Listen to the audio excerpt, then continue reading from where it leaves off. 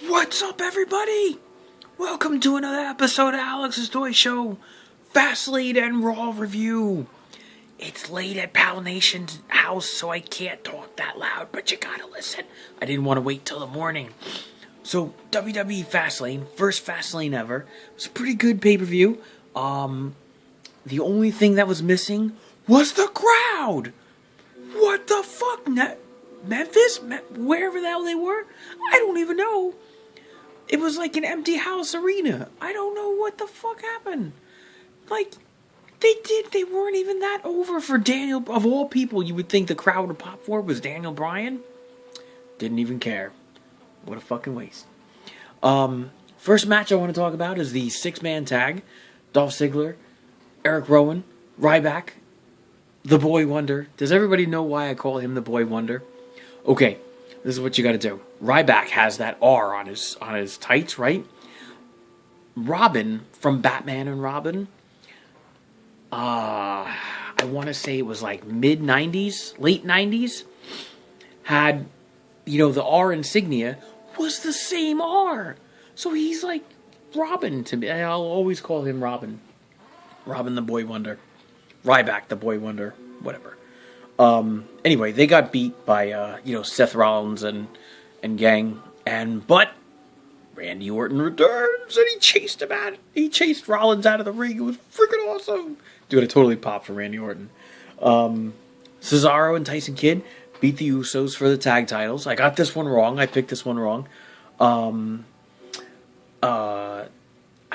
have been champs for a while, but,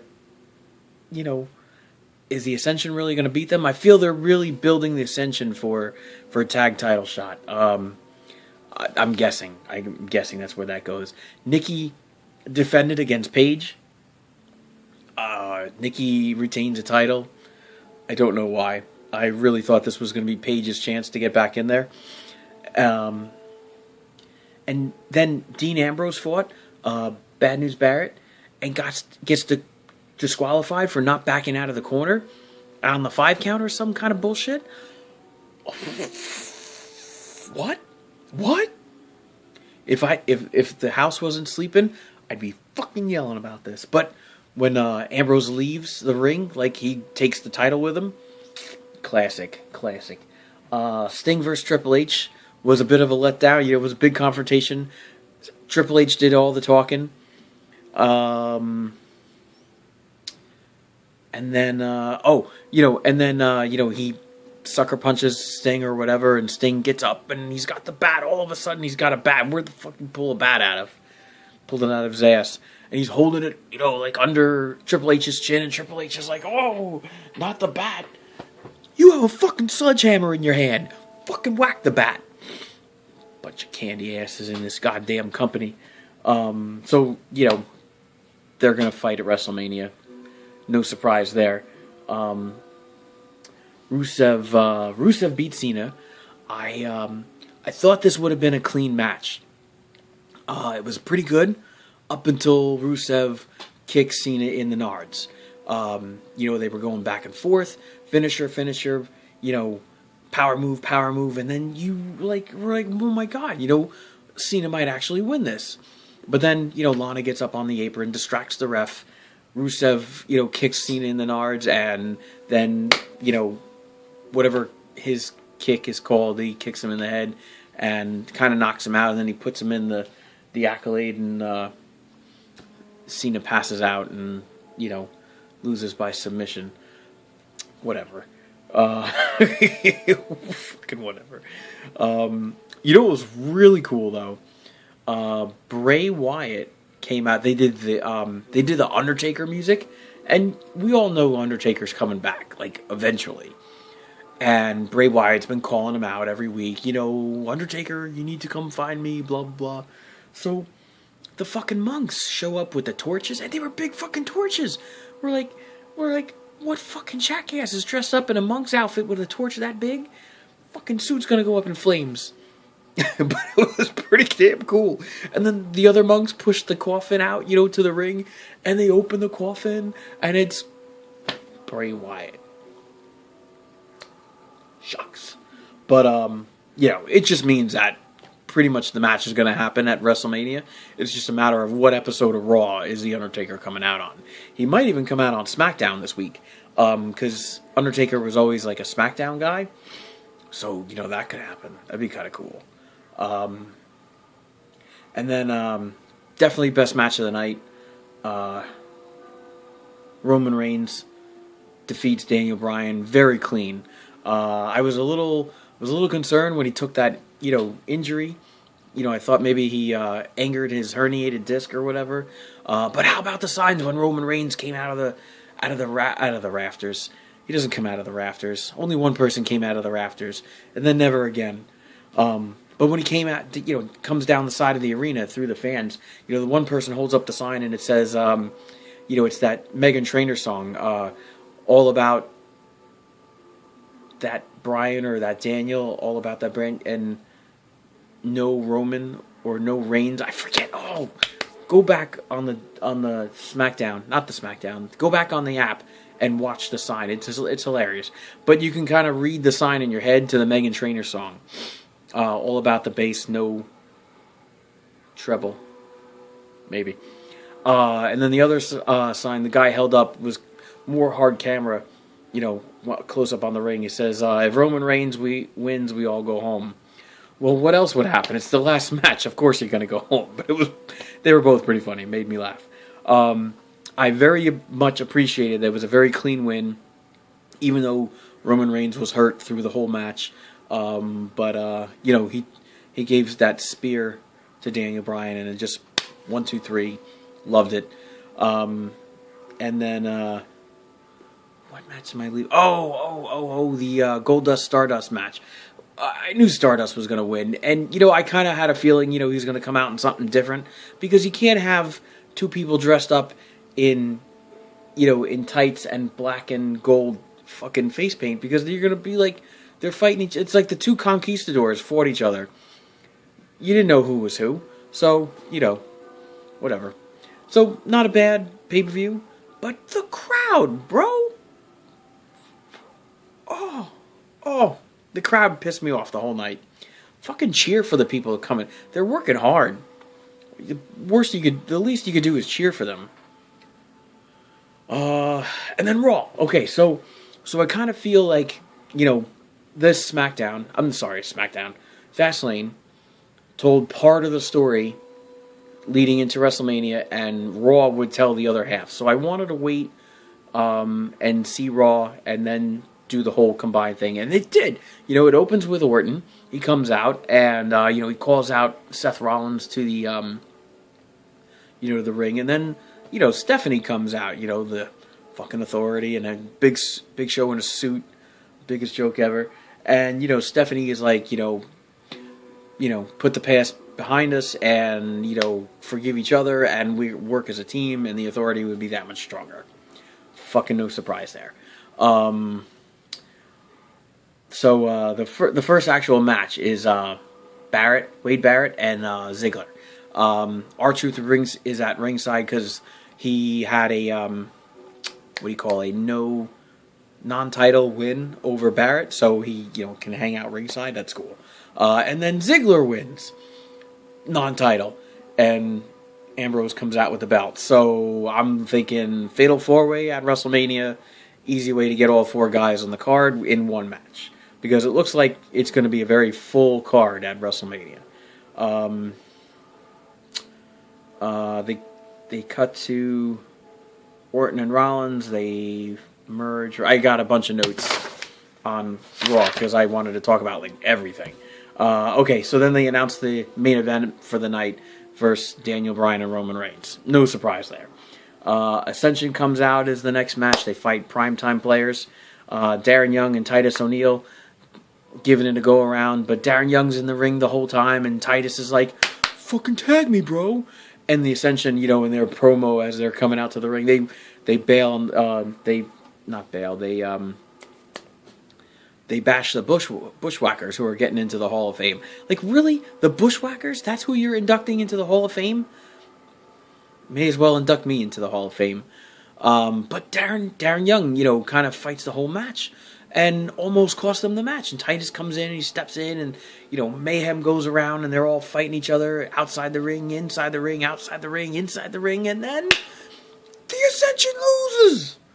Oh my God!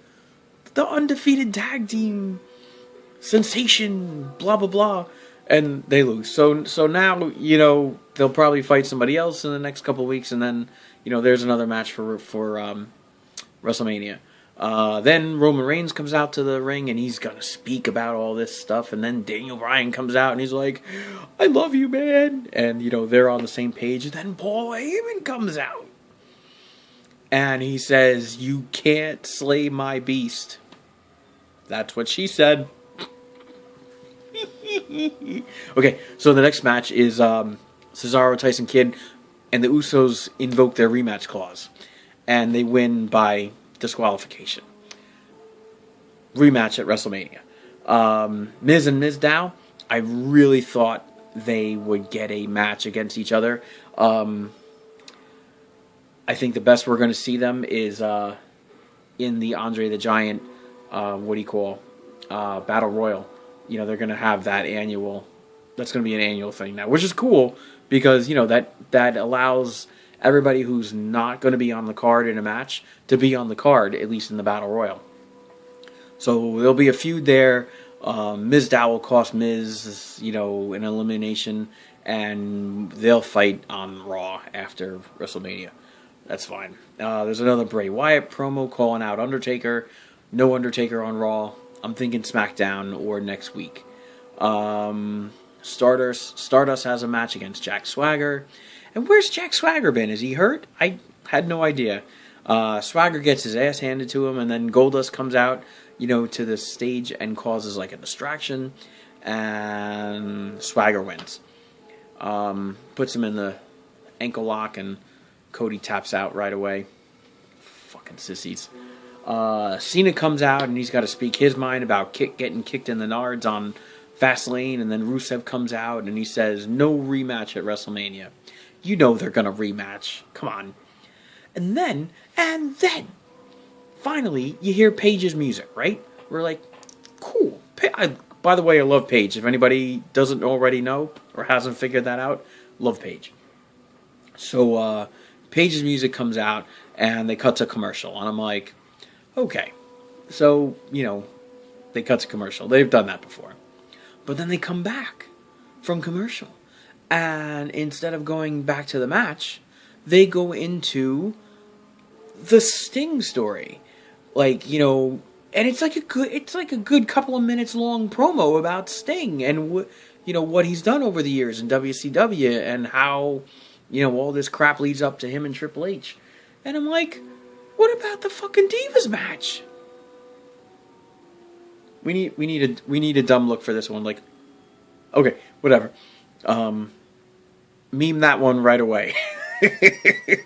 But so finally they get back to the match, and who's in the ring with Paige? Not her opponent, but her tag team partner. It's Emma. It's going to be Evolution, Emma-tastic, Emma. Remember all the Emma signs? It was Emma Tabulous or something fantabulous, fantastic, Emma-tastic. I don't know. Anyway, so they have a tag match against the Bellas sisters. Great, right? No. Ridiculous. Bree starts off the match against Emma, and she sucker punches Paige off the side of the ropes, and the ref backs her off, and Emma's like, hey, back off, and then she turns to see if Paige is okay outside the ring, and then Bree puts on the parking brake and just fucking 1, 2, 3, it's over. Really? You blow the Divas off just like that? To bring out Curtis Axel and how he's still in the Royal Rumble? SMH. Thankfully, Ryback came out. The Boy Wonder. Hold on while I laugh. And he squashes Curtis Axel and his Axelmania campaign. And they're going to be in the Andre the Giant match also, which is great. I got a little something. I think my contacts are dried out. I'll be fine. And then they announced the six-man tag rematch on SmackDown. So there's something going on. And then finally, it's not The Rock. It's the main event. It's Daniel Bryan and Roman Reigns against Orton and Seth Rollins. And the Authority comes out ringside. Big Show, Kane, and the Heckle and Jekyll there. I don't even know their fucking names. And they're irrelevant. They're just a waste. They're going to assign security guards to Seth Rollins. You can get at least people that are his size. Like, I don't understand what these two midgets are doing. So it's a pretty good match. And, the whole match, I'm just waiting for Randy Orton to just, turn on Seth Rollins. And it doesn't actually happen until the very end.